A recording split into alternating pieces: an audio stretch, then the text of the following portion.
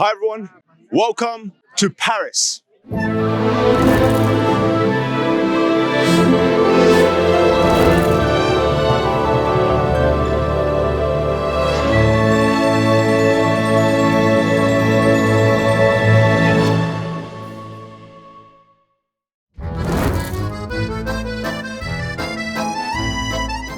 behind me is the Eiffel Tower, which at one point was the tallest building on the planet for a good 40 years.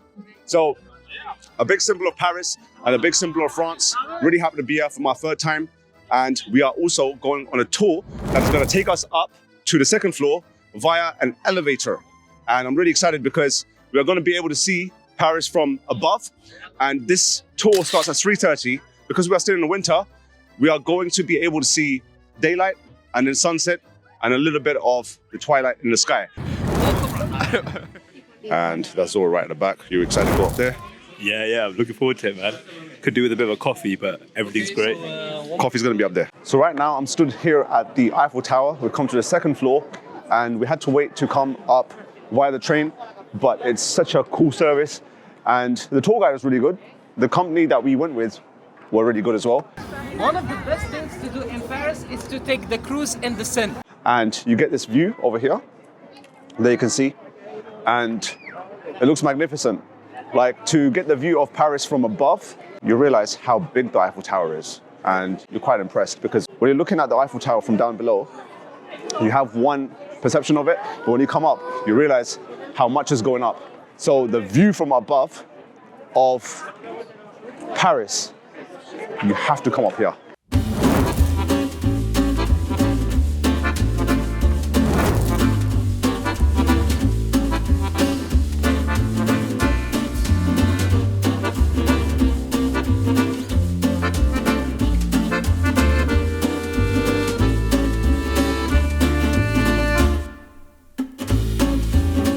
Excited?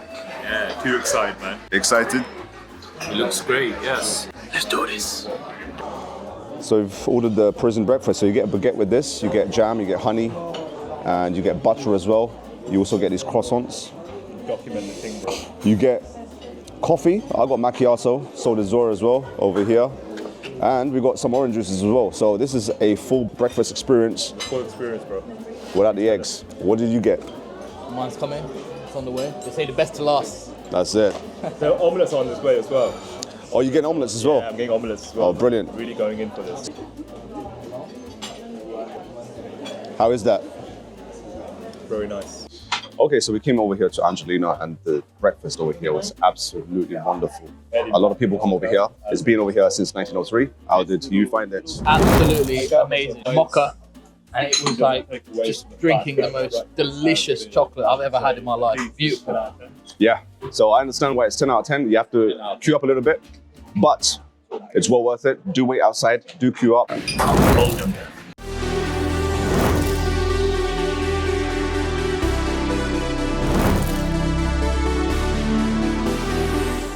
So right now we are here at the Arc de Triomphe, and you're surrounded by cars, so you gotta cross the road. Maybe it takes you some time to get over here, but you get amazing footage of the Arc de Triomphe. If you want to take some pictures of yourself and post it on Instagram, great place to come to, especially at nighttime. It's glowing, it's looking wonderful. One of the places you must see, one of the main landmarks of Paris, so that you get a full experience of coming to Paris.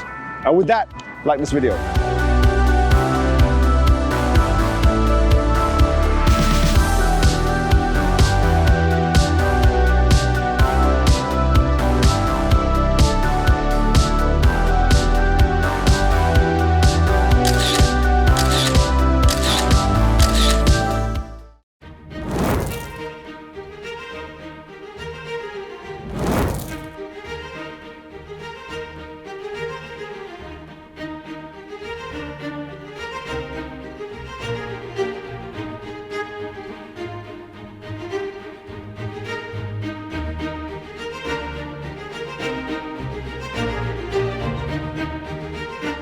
So the Palace of Versailles was transformed by King Louis XIV in the year 1682 to showcase the grandeur of the French monarchy, becoming the political and cultural heart of France. So during the French Revolution in the year 1789, an angry mob entered into this very area and they dethroned King Louis XVI and his wife Maria Antoinette. So they were forced to move into Paris, and that then brought down the power of the monarchy within France. Whenever I come to these magnificent palaces and you look at these rooms and you look at the details and you look at the grandeur, the majesty in which they were able to construct and do up this architecture and the interiors and just the way they were able to design everything, you just realize how far humans have regressed when it comes to architecture. You know, like you have buildings like the Shard in the UK, in London, and they want you to be impressed by that. But you look at these palaces, you look at the magnificence, look at the detail, the love, the passion, the ingenious, the creativity. You run out of superlatives when you consider what they were able to achieve. So right now I'm in the Hall of Mirrors section, which you find at the Versailles Palace, and this consists of 357 mirrors. So it reflects the sunlight that's coming out from the window, perhaps to make the grandeur shine even further. Now this is the room in the year 1919 where the Treaty of Versailles was signed and it ended World War I.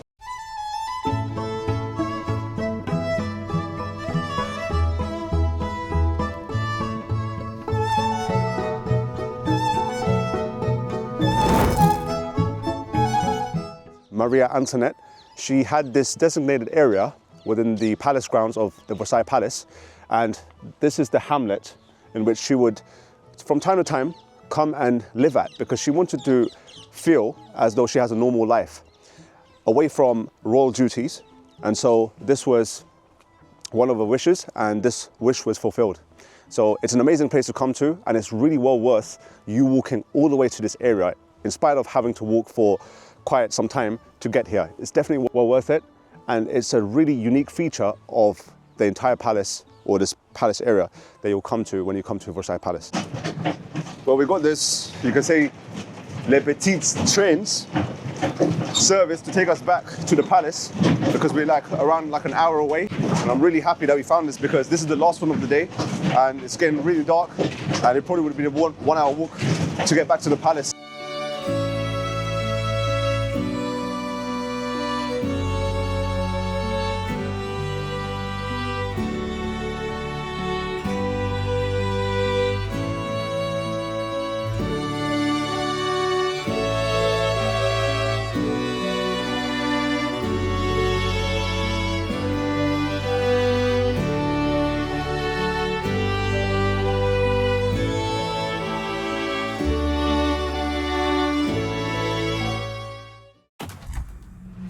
Subscribe now.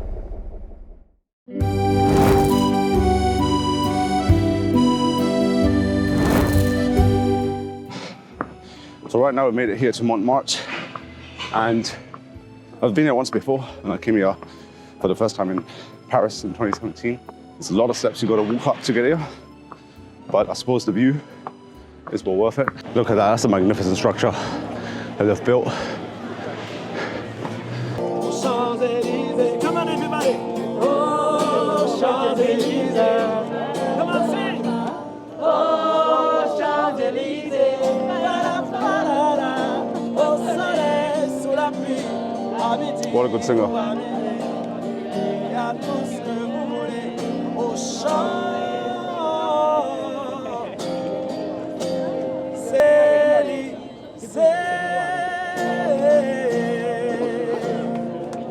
Perched on the highest point in Paris, Montmartre offers stunning views and a charming blend of history and art.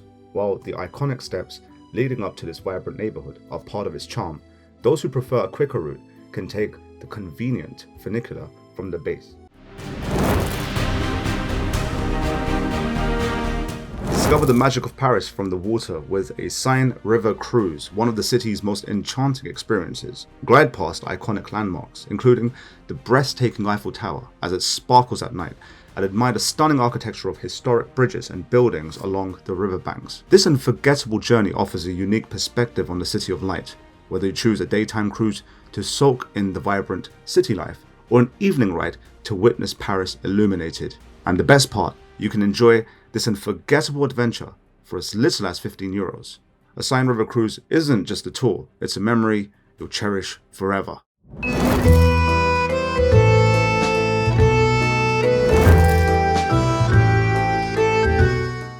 This is Notre-Dame Cathedral, and when I came in 2017, this was intact.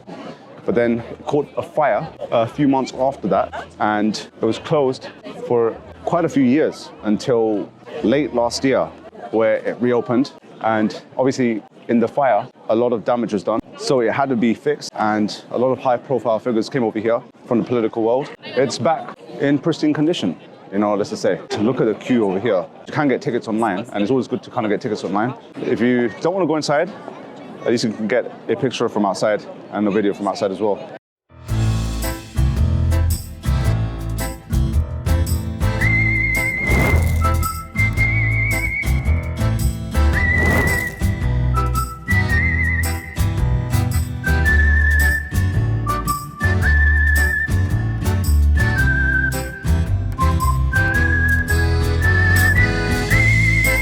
Paris's train system makes getting around the city effortless, with stations conveniently located everywhere.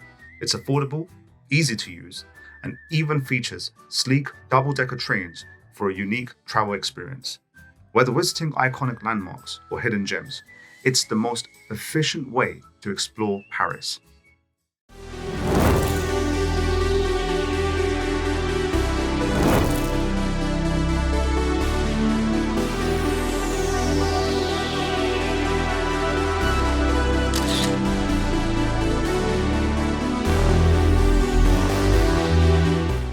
So finally made it here to the Louvre. Really happy to be here, finally. Never been here before, and it's always good to get your tickets booked early because this will save you a lot of time once you get over here. And look at that. Looking forward to seeing some impressive paintings as well as exhibits over here. Let's look at this room over here. It looks quite grand. Walking into this room, this particular room here. That's the Mona Lisa. A big crowd of people around it. You know, this is what PR does. It gets crowds, herds of people coming over here. Photography 101 We got a piece of art. in front of the Last Supper that they try to mock at the Olympics. Yeah, you're right. Yep, That's you're right. That is the one. that is the one. It became controversial for good reason. You cannot mock the Last Supper. One of the key things I never understand is that they depict in their art that the devil is so brutal and that even God had to suffer as a consequence of his brutality. But at the end of the day, isn't God meant to be the one who created the whole universe and beyond that? So I just don't get this art at all. I don't understand the logic, the rationale, the thought process behind it. The only thing I can understand is that the devil has definitely influenced people to think that he's more powerful than he actually is, because God is meant to be the omnipotent power who is able to prevail always. His is dominion. His is the absolute power, the absolute knowledge, the absolute wise. That's what a high being, a creator is meant to be. And I don't want to be too critical, but I feel very compelled to say this. When I go into palaces, and perhaps this is the reason why a lot of people don't like palaces and monarchies, because it's a reminder of God being in their lives, not being someone that is being oppressed by the devil. How does that make any sense? The devil is a weak being. He's only being given permission to be evil, to test mankind, not to defeat God.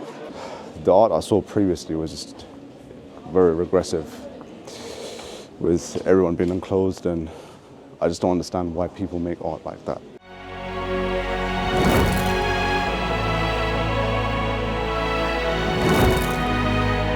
So right now I'm in the Grand Mosque of Paris, and this is the oldest mosque that you'll be able to find in the whole of metropolitan France.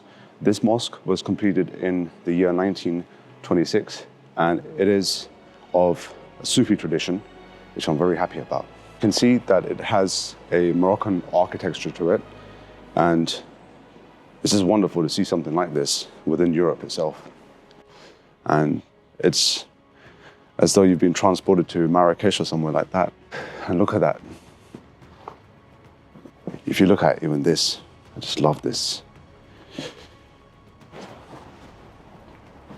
You really feel something spiritual here. So this is the Grand Mosque of Paris, and this is where the last Khalifa of Islam, Khalifa Abdul Majid, he spent some years here. Mostly he was in Nice in France, but he spent a couple of years over here, and he would come and pray over here. And then he was buried here eventually for 10 years. Later on, his daughter, she married the richest man, who was the Nizam of Hyderabad. And at that time, Imperial Ottoman individuals would not be given the permission to be buried in Istanbul. So she had to write to the king of Hijaz, and he then granted permission that her father be buried in Hijaz, in Jannat al-Baqi in Medina.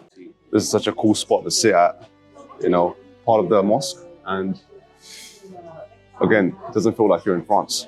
I'm so happy that something like this actually exists over here. How are you finding it? Lovely mint tea. Mint tea. Oh, mint tea. I feel like we just been transported to Africa. One thing is, the mint tea of Morocco is my favorite.